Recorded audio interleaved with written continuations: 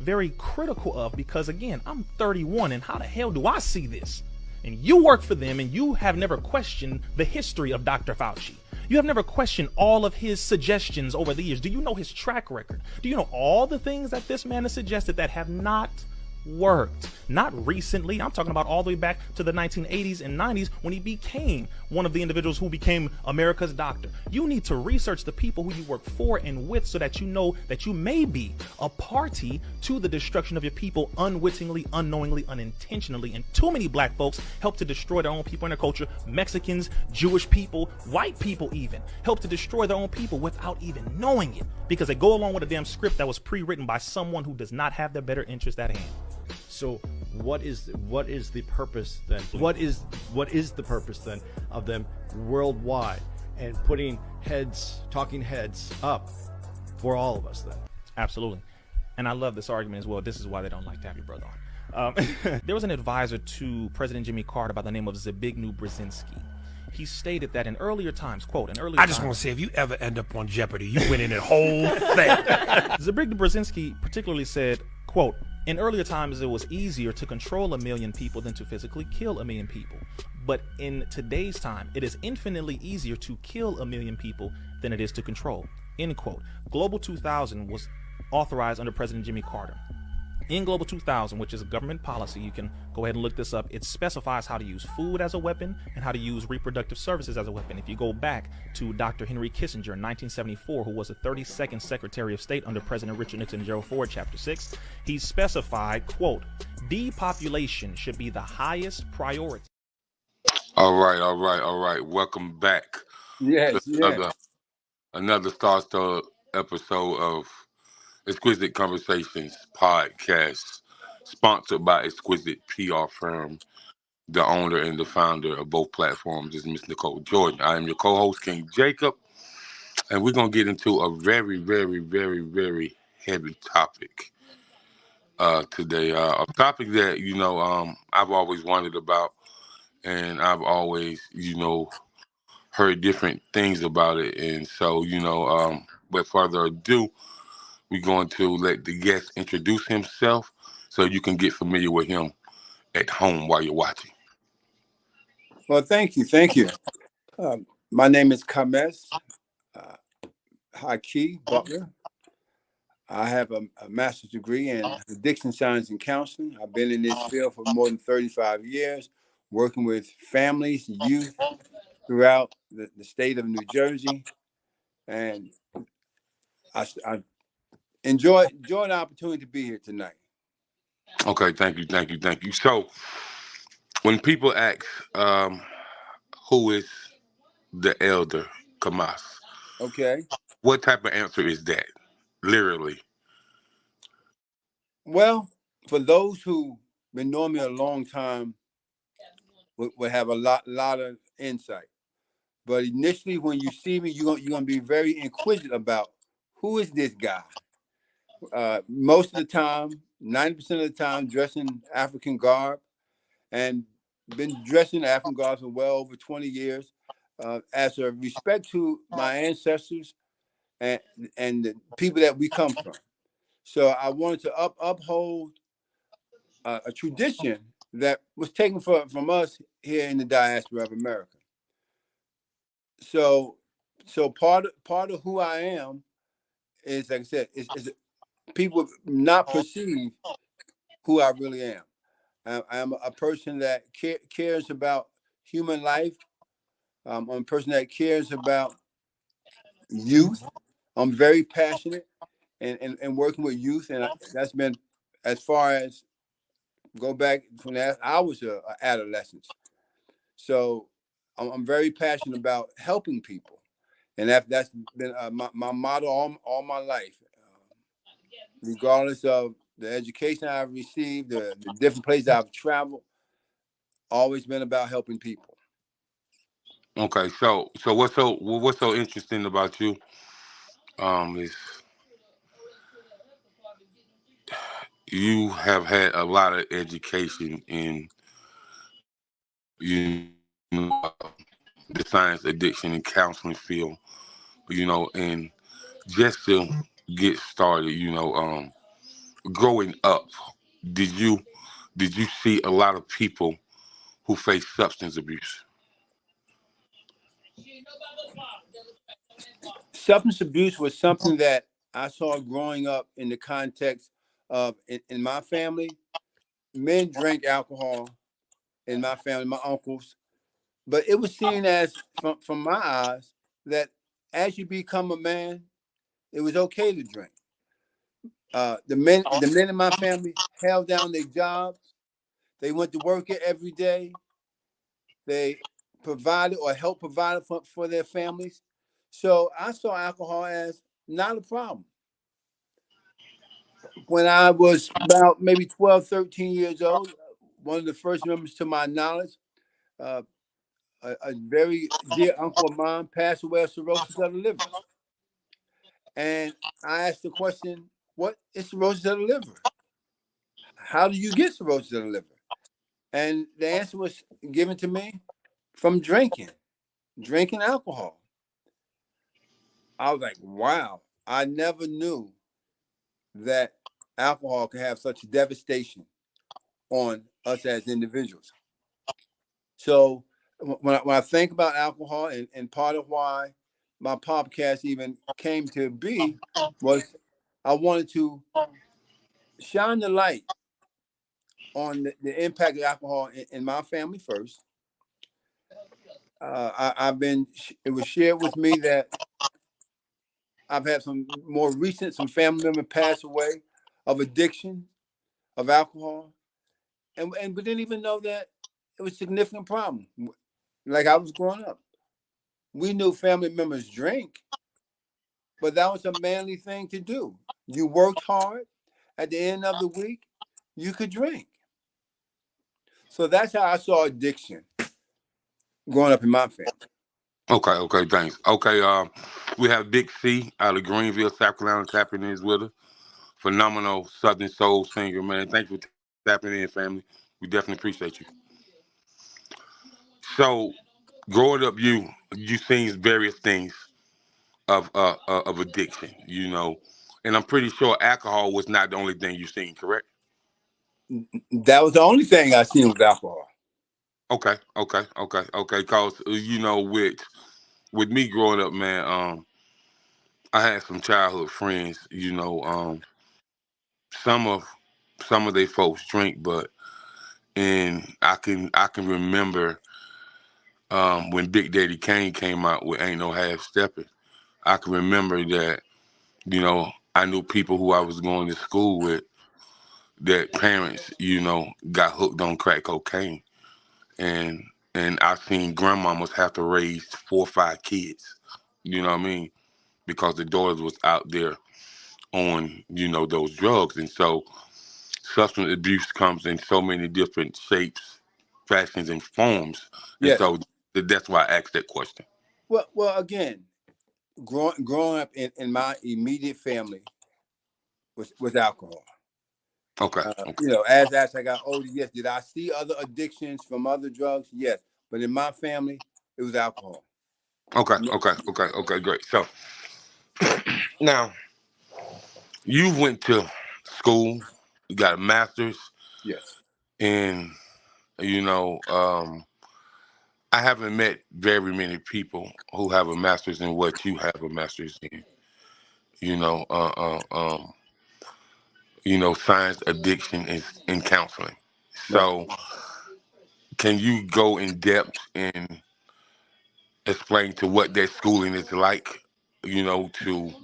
To obtain a master's and even through the undergrad and things of that nature, and some of the things that you really found out that you wasn't aware of by going to school.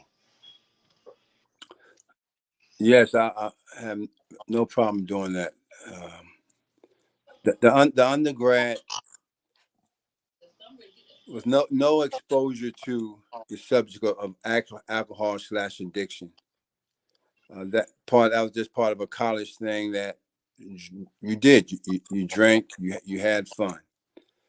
Even back then, in undergrad, the term alcoholic was not a term that was used. the term alcoholic was something definitely not used in my family. So once I graduated from undergrad and I got a job with the state of New Jersey, and was hired as a supervisor, working with adolescents, responsible primary coming in and out the criminal justice system for vandalism, car theft, some crimes on that end. But each person that I would talk to in the group homes that I worked in, they said that they was under the influence of alcohol when they stole cars, when they committed their crimes.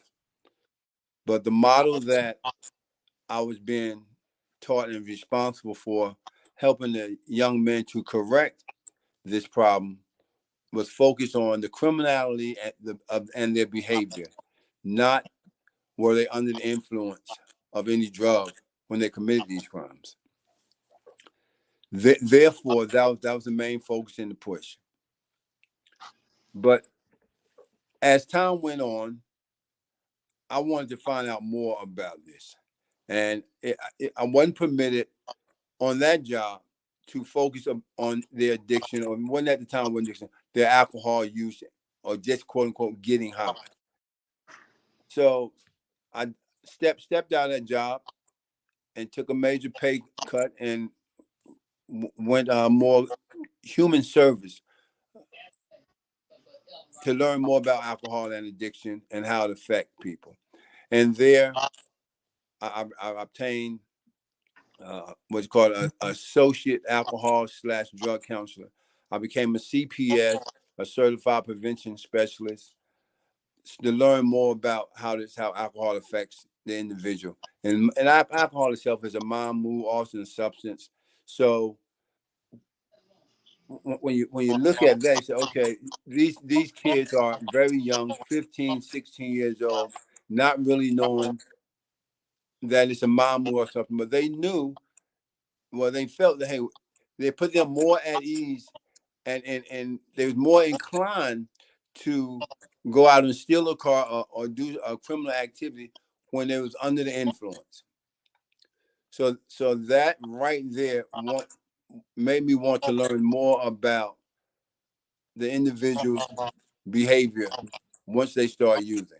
And it was across the board, black, white, Latino, adolescents, but every person was under the influence when they committed a crime.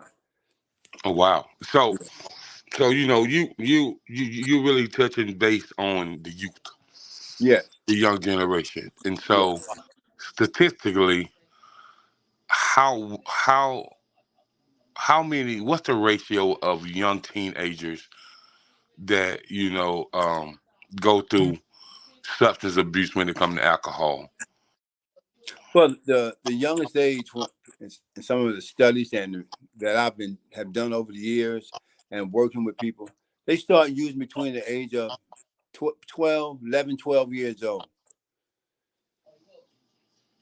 And some may be even younger than that, but most of the data show that between the age of 12 and 13, most adolescents will engage in some form of alcohol use when their parents have in their bars, parties at the homes, things of that nature.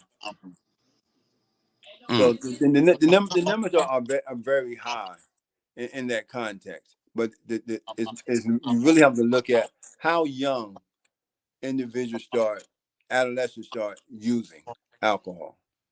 Oh wow, that's deep, man. And when you're in these counseling sessions, or when you have a new cause, when I lived in Florida, I used to hire kids that was going through alcohol abuse, and I would have to talk to what they call a sponsor that would allow them to come and work the job. And they were like, but you would have to talk to my sponsor, give them the hours, because they had all this paperwork they had to fill out with the job, not just an application with the job or turning a resume, but guidelines they had to meet with the group home they was in. you know. Right, right. Yeah, I So was a supervisor of one of the group homes in Jersey. okay.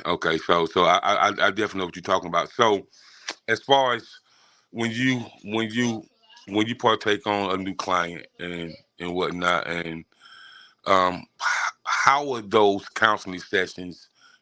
How do they go, and what type of things do you kind of have to say to reach them? And I know every client could be different emotionally and mentally, but what type of conversations do you have to really get them to open up to you? You start where they at, and first of all, you make sure you don't label the person. You give them an opportunity to just talk about why they use, what they like about it. And they start out like anything. It all starts out fun. It was something to do. Nobody really thought it was a problem. The adolescent didn't think it was a problem, and then it progressed. And along the way, yeah, they got in trouble again. They're having fun, so they don't see any major consequences. And that may take a while. If some may have get alcohol poison. Now that's common amongst some teenagers and even our young adults when we go off to college,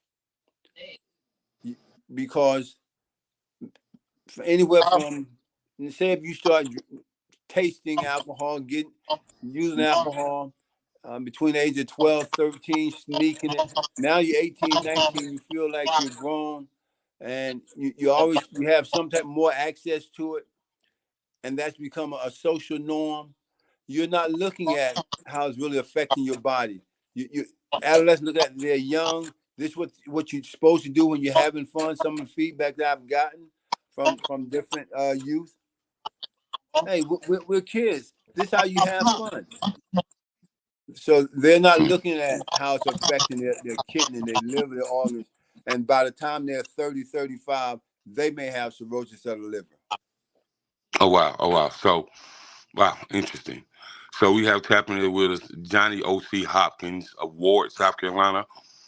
Johnny is the manager and one of the singers of the gospel quartet group, the Hopkins Brothers. Salute to you, sir.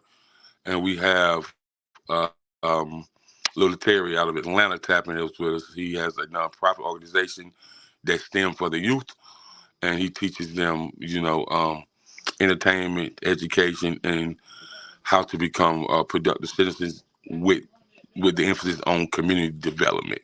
So thank you guys for tapping in with us. Appreciate it. And so as far as it started off fun for the youth, and then it progresses.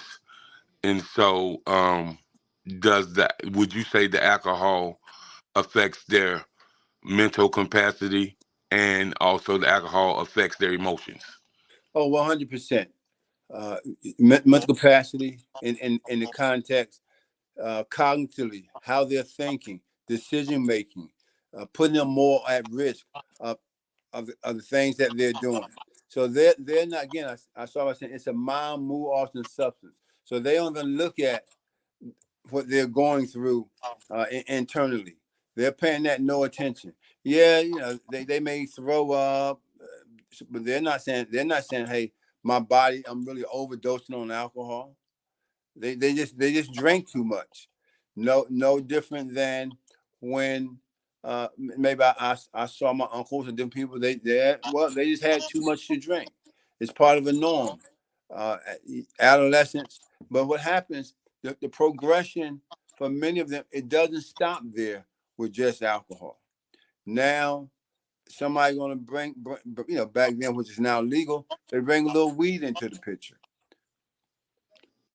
Again, alcohol is a depressant.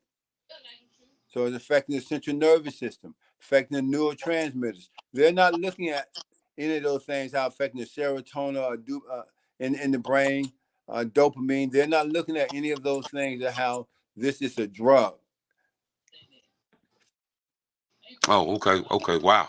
And so when the kids come to you and you have a therapy session or a counseling session, and that stems from you having to really dig deep and talk to the parents and see how the parents feel about the situation, or see what the kids have learned from the parents. How does those conversations go with you and the parents? Well, before I even get to the parents, I talk to the kids about how have you seen this in your home? It's a social norm. So from one extreme to the other, and times have been different. Some parents attitude as well. I'd rather for my son and his friends to drink at my house. So I take the keys and I know where they at. Mm. Not recognizing that you know where they're at, but you don't know how much they drank. Right. You don't know if anybody's there. Three beers or 3 shots is too much for him because he may have the predisposition gene. You're not even taking the fact in that, hey, they've been drinking and someone may have alcohol poisoning tonight. Somebody may go into the bathroom and not come out, and nobody check on them until it's too late. So, but parents, when it really comes down to it, no parent wants their son or any child that they care anything about to succumb to death through alcohol.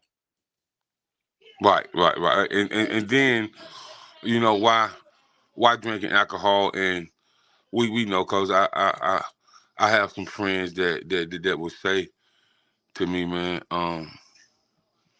she called and told me she was pregnant, and I don't remember who she was. Man, we was drinking really heavy in the club, and we was just vibing, and I went home with her, and then I guess we had changed numbers, but I don't remember changing numbers with her. But here we are.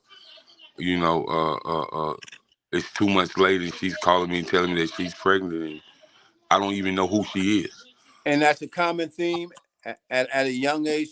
High school students, like you just described, I'd have had those same type of high school students sit in front of me and say and repeat just what you said.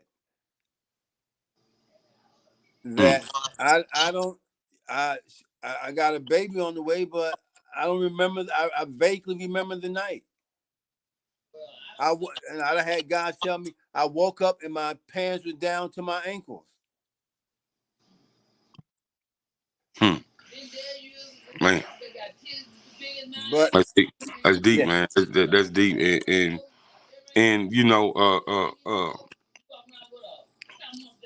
the kids that maybe don't drink, but they come to a counseling session with their parents that's heavy drinkers. Dad might be an alcoholic. Have you experienced the emotions of those kids as well?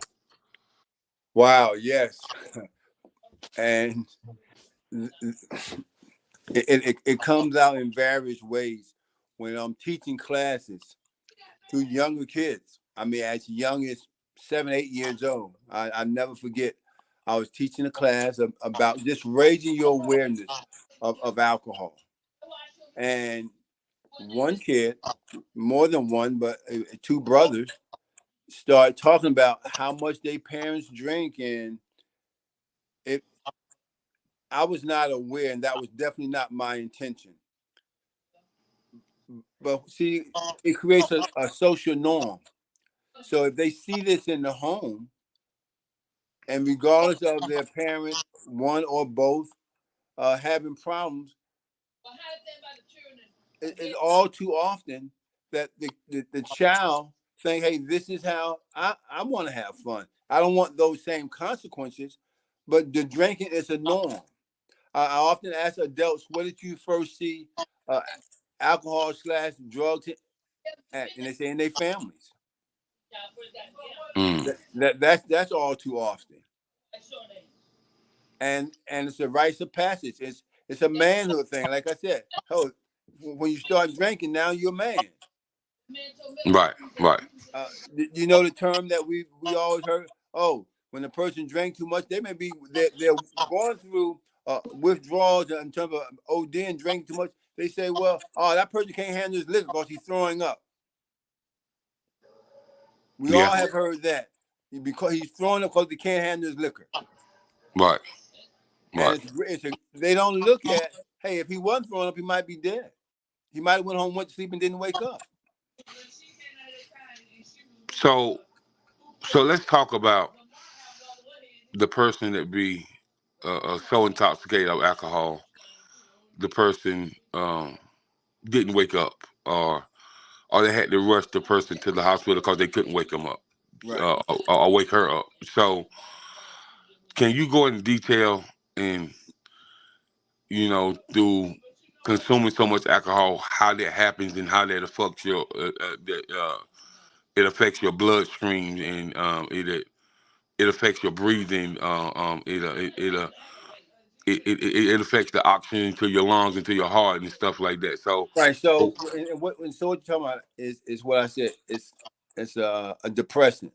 So it affects your brain, all the neurotransmitters. So as the brain or the neurotransmitters, serotonin, dopamine, release, what usually happens then is now you become more relaxed. Like I said, now your breathing slows down. All those, the euphoria, all those things that we're talking about, become, the alcohol has exacerbated everything. We see that all too often with many of our youth. They don't realize how much they're drinking. Right. And they just had the high school prom here recently, from March up until last week, and I was telling my mother, I said, man, I really hope them babies be all right, because if I know anything about prom and senior week and stuff like that, it'd be tons of alcohol there. Yes. It was tons of alcohol there when I was in school, and so from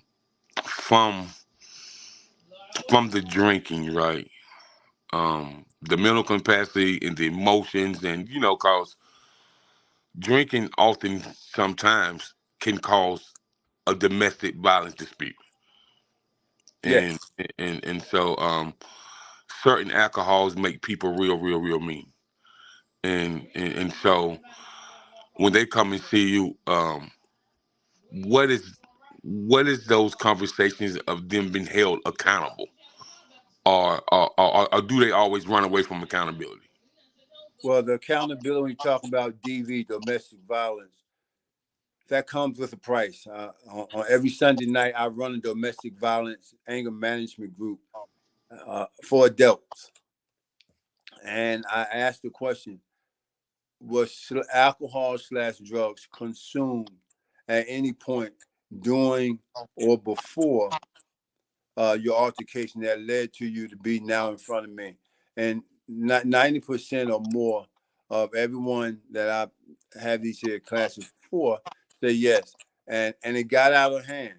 And, some what we call beer muscles and confrontations that occur, whether it was domestic violence with a male-female heterosexual relationship, or it was a male-to-male or female-to-female. Go back to what I said. It's a mind, mood, also substance. Adolescents said, hey, when they did these crimes, they was under the influence. When many people get into confrontations, sometimes it escalates when you have been drinking. There's an increased chance that it is going to escalate when you're under the influence. And they have said they feel alcohol is one of the worst drugs. Even though we're being devastated today by xylophenol and all that, they said, hey, well before that, alcohol has impacted them in so many ways. Right off the top, you got the DUIs, so you lose your license for an extra period of time. And what's the harsh part about everything?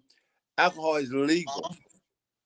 At 21, it's legal. Mm-hmm. There's in the what we say, in the hood, there's the alcohol beverage place on every corner. Sometimes it's 2 or 3 in the hood. Right. And I think that because I know a lot of functioning alcoholics. Yes, I just did a class on functioning versus non-function. Right, and so let's talk about the functioning alcoholic versus the non-functioning alcoholic. Okay, the functioning alcoholic is sometimes that's you got function, then you got the highly function. The functioning alcoholic can go to work every day, maintain their job for a long period of time, and eventually it catch up with them. They'll get a DUI. But the highly functioning alcoholic, the same thing, but economically, it has more privileges than that low functioning alcoholic. Mm-hmm. I mean, that low functioning alcoholic. So you got to see that even the lower functioning alcoholic, the stereotype of that individual is what?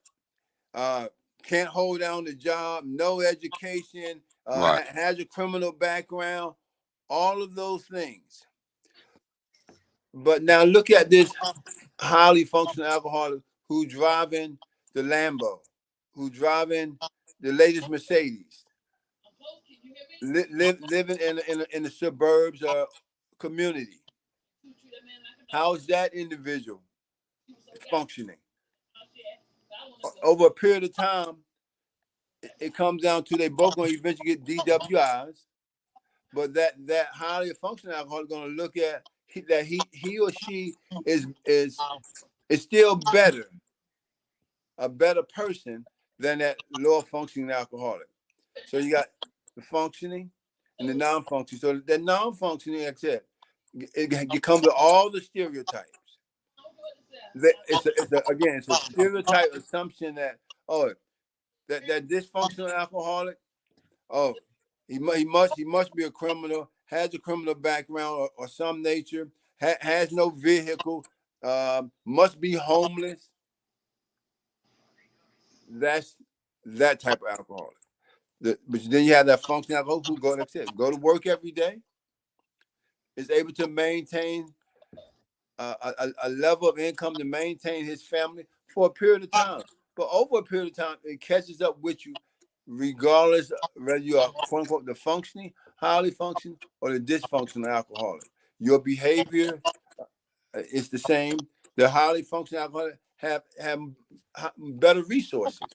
They can go to better rehabs. All right. And that's whether you are come from a family who's economically affluent, regardless of your nationality. If you come from a family who's economically affluent, you're gonna go to a much better rehab than that person who comes from a lower income strata family. So even at adolescents, you go to the better quote unquote rehabs. Right. So now, if you're an adult, you gonna have more resources. You're gonna go to a better quote unquote rehab. You say, well, what makes it better? Isn't all counselors the same? They're not.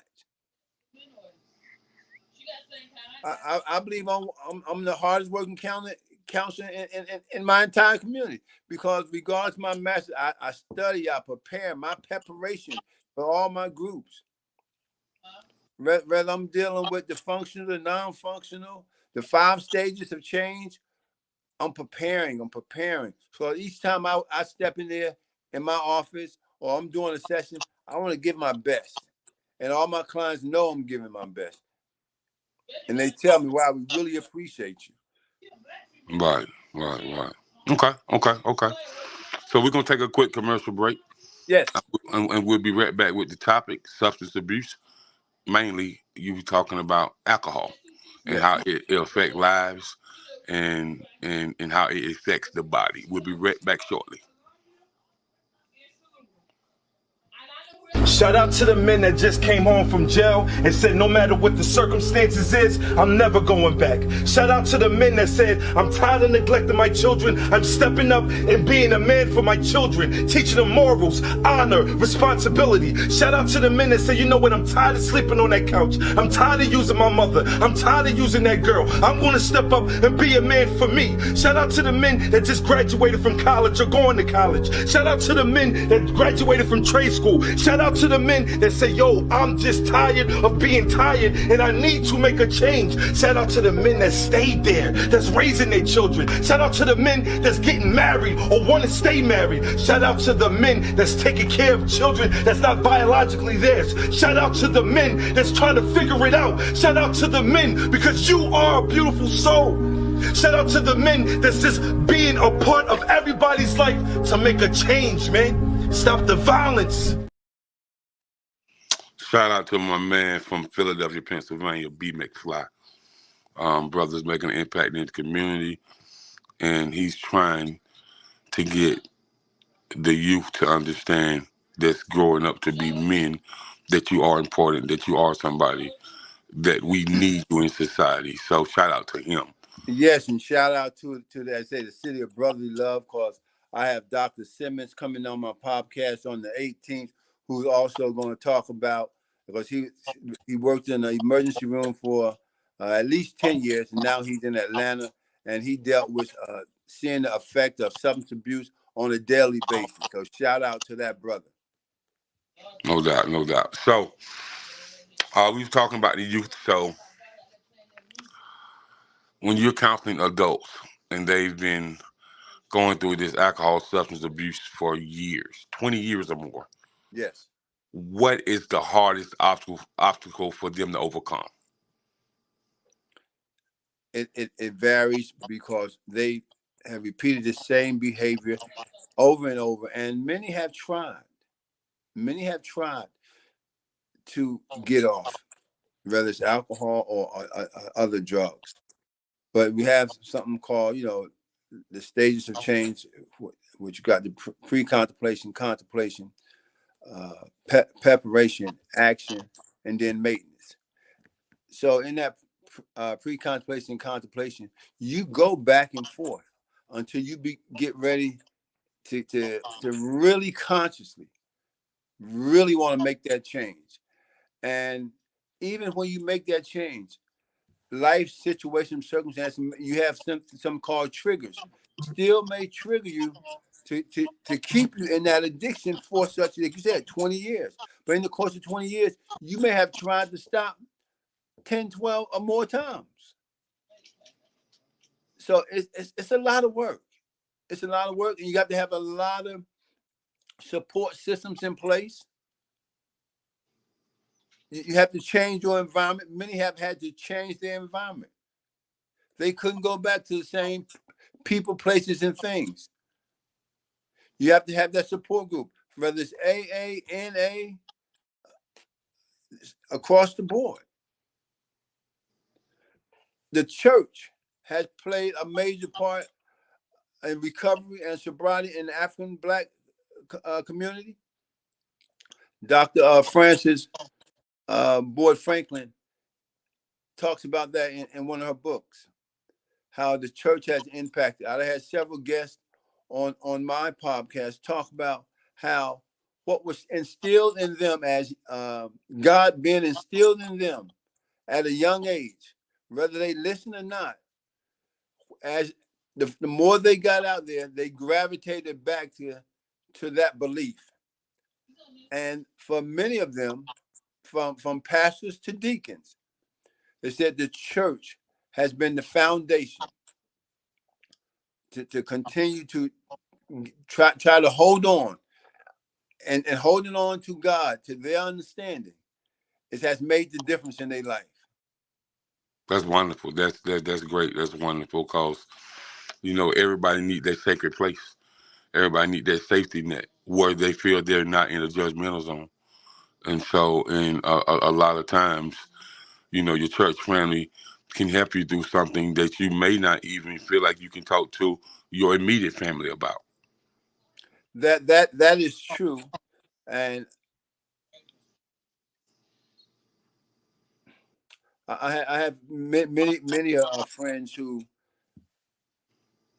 said they tried AA. The foundation was there, but they wasn't ready yet. But they was ready to accept God and to their understanding of what they have been taught. And they said prayer makes a difference. Mhm. Those beliefs that we got as children is what they say they gravitated back to. Not that the fellowships didn't work. Well, before they ever picked up anything in their household, it was about prayer. It's about trust God. Right. So let's talk about your podcast and why you decided to have a podcast and the level of awareness that you grow through your podcast. Okay. Well, part of my reason for starting my podcast was to raise the awareness for many people that addiction, as we know, is still out here in all forms, but really to show the community at large that all my guests so far who have come on, who've been through addiction, they have their own business now. They're successful, and so from listening to their stories, that it'll give hope to those who don't believe that they can make it. That these individuals who tell their stories and how they went through it and got to where they're at now, it provide another outlet Right. and encouragement to other people who may come on or listening or maybe even be in the audience. Okay. So no matter what, and that's the name of my podcast, no matter what, just keep it Five Below. When you've done your best, ask God to help you do the rest. So no matter what you've been through, no matter what you're going through, if you do your best to control the situation and not allow the situation to control you. And when you've done your best, look to God, to your understanding, to help you do the rest. And those different models, if you can do 1%, if you can drink, smoke, do your 1% less today than you did yesterday, that's progress. That's right. Everything don't happen overnight, but if you stay steadfast and you just keep focused and remain focused and understand that you are enough and there's so much more in you, you know, that you can give to other people, impact the world, because experience is the first-hand teacher. And, once you've walked through that experience and stand on top of that experience, then you can help and inspire someone else. Yes. So if I can chime in really quick, right? I Please really, do. yes. Hi, my name is Tina. I am a business partner for Kamess, right? A friend, a business partner. And I want Kamess to drive home the point of the impact he has on his community, right? Because he is all about community. So, Kamesh, when discussing drug and alcohol problems, it's necessary to address some of the financial and legal concerns that come with addiction, right? Oh, So yes. so for the last 2 years, we've collaborated to help our community. We have provided financial counseling, legal assistance, insurance support, and resume services to our individuals in our community. So, Kamesh, if you could you please discuss how we handled some of those financial and legal challenges for the folks in our community? Well, that whole thing, I asked a question to some of my clients that if you replace the amount of money that you spent on alcohol/drugs, I estimate how much of that would you say? And I had people tell me, look, I've spent enough money on alcohol/drugs that I can own a yacht, a house, and more. Oh, my.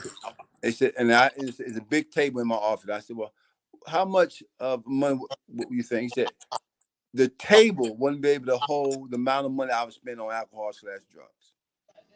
So again, we're talking about from as young as 12, 13 years old, Some of these here men are now 40s, 30s, 50s.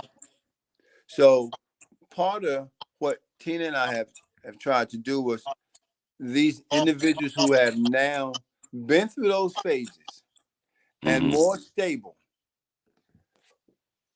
ask them to take a look at how can they wisely now for the rest of their life spend their money, make investments, get life insurance.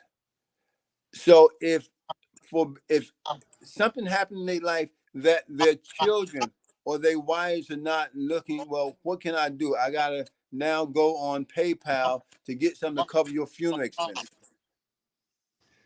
Tina has been very instrumental, and when I bring people forward who need these financial services. Miss Tina is the financial coach, correct? She's a lot more than a financial coach. She's a Well, I mean, I financial was, a financial advisor. But yes, we use the word coach, but she has an extensive background in finance, investments, and insurance. Okay. Great. So it's the key point. You just said something about preparing for their wives if something happens. So what I want to ask, based on the dialogue that we're having, how does a husband drinking so much affects a wife mentally, emotionally, and spiritually? From your opinion, being in the profession that you're in, from what you have seen by talking to some of the wives. Wow. Emotionally, spiritually, and financially. Let's start with the finance. Financially, it affects being able to pay the bills on time or being able to even just pay the bills, because the amount of money that's being spent to consume alcohol / their drug of choice, they're always behind.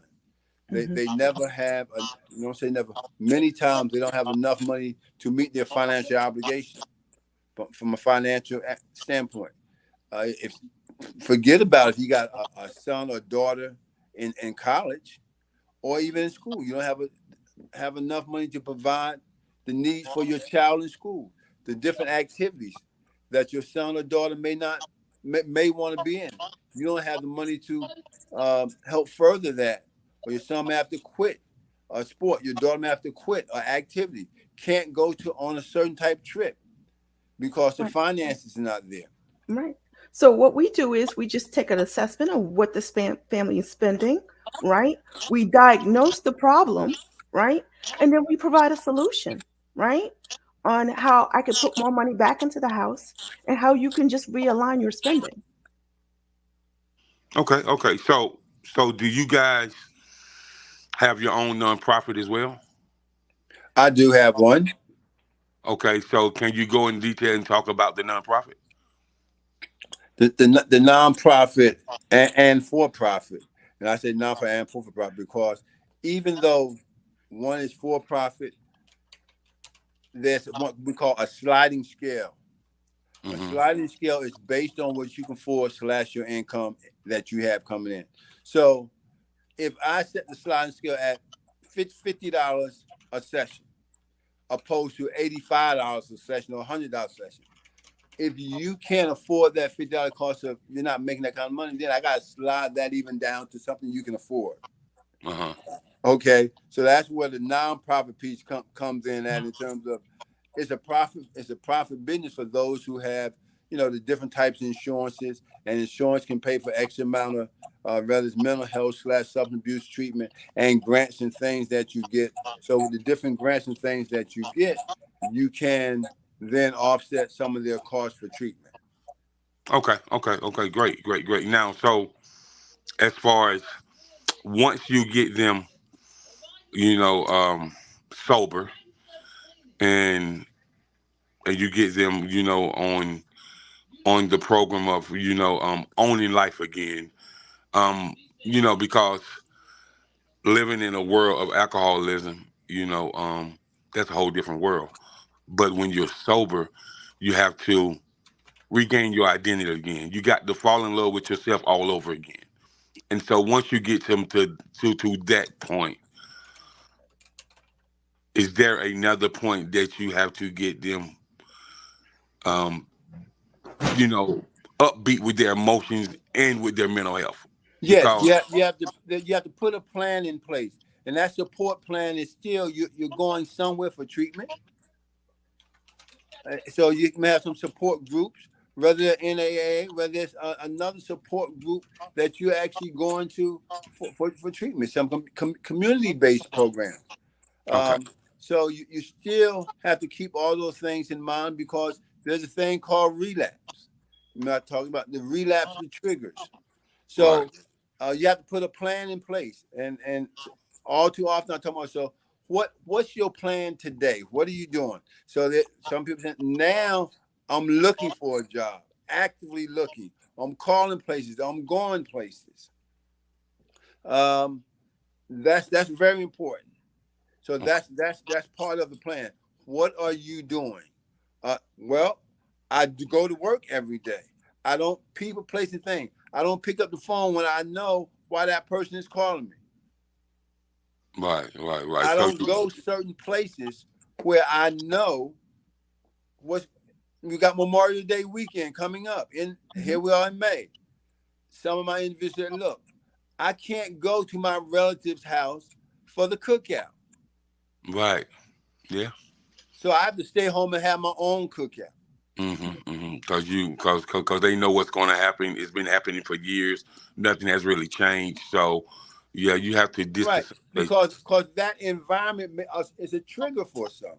Right. Yeah, I can definitely understand that.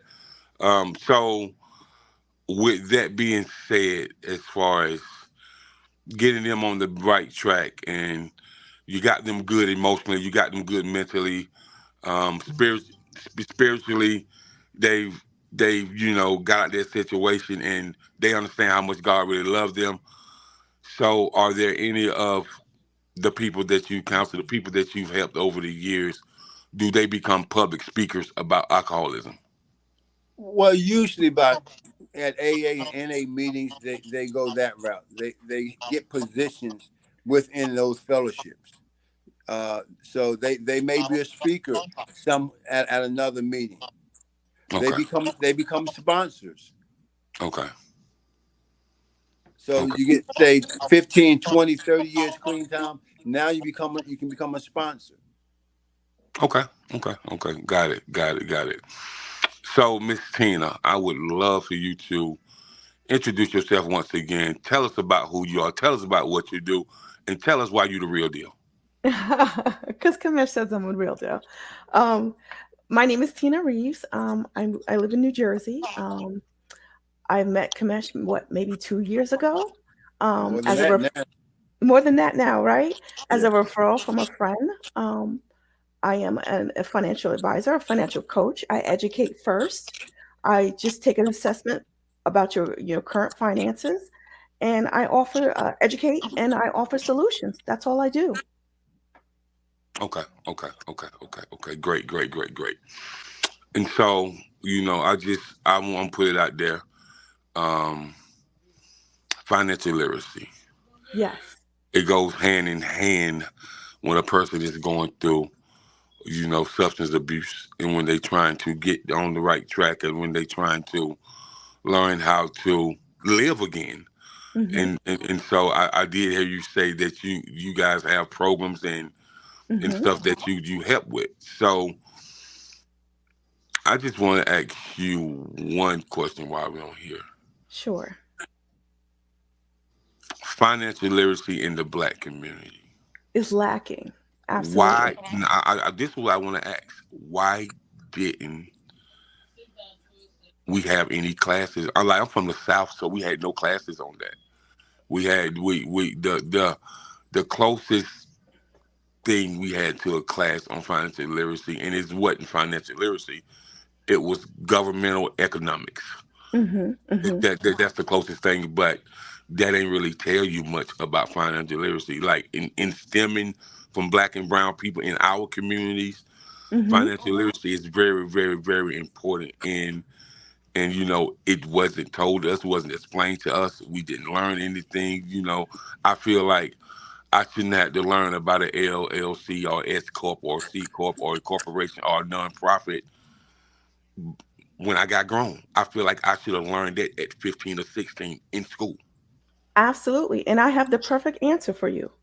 It's because when we go through the school system, high school and college, they want us as the best employees. Right, They don't want us as entrepreneurs, right? right. So what they did was they stripped the financial education part of it out of the school system. Now, I'm a graduate from Seton Hall University in New Jersey, right? Hmm. I have a business degree, Hmm. a bachelor's in business. But some of the financial concepts that I know now as a 40-something-year-old is because I I found the education. I didn't learn it in college. Right, Now I'm licensed in multiple states in insurance. I'm licensed in investments. I'm licensed in senior and healthcare, right? I have multiple licenses. I had to seek out the education, but once I educated myself, it is now my duty to educate my community so they don't make the same mistakes that I made. I want right. them to learn it faster. I want the children to learn it faster, right? I want Of my course, child to be an entrepreneur. of course. I don't want her to be an employee. Yeah, I do have a regular job. I've been at my corporate job for over 16 years, right? But I'm making someone else rich. I'm making all the CEOs and the VPs, I'm making all them rich. But on the side, I run my, financial services business, which is for Right, myself and my family, which is for Kamesh's family. right, So right, we right. are business owners, putting the money back into our families and our community. So that's my goal. Okay, okay, okay. Good, good, good enough. We're almost out of time, so I would like both of you guys to give out your social media handles and tell us what you have coming up on the calendar date, and then we can close out. Kamesh, go ahead. Yes. Well, on May 18th, we have Dr. Matthew Simmons will be coming on to educate the community about xylophenone and fentanyl, the Mhm. devastating drug that is devastating not just America, but also Canada and many other communities and countries. And definitely is affecting the Black community significantly, but it's underscored significantly as well. So you can find us on No Matter What. Just keep it filed below in the platform of YouTube Okay, on May 18th, May 18th. Okay, okay. And what time? 6 o'clock. 6 o'clock. Okay, okay. Miss T. Okay. And for myself, you can either reach me through Kamesh or you can reach me through my Facebook page, right? Which is tina.marie.maverick. And again, what we do for our community, we help with financial counseling, we help with legal assistance, insurance support, and resume services, right? We want to be able to get our people back into the workforce as soon as possible. And having a strong resume in place will definitely put you a step ahead of the game. So again, on Facebook is tina.marie.maverick, or you can reach me through Kamesh. All right, all right. You heard it first.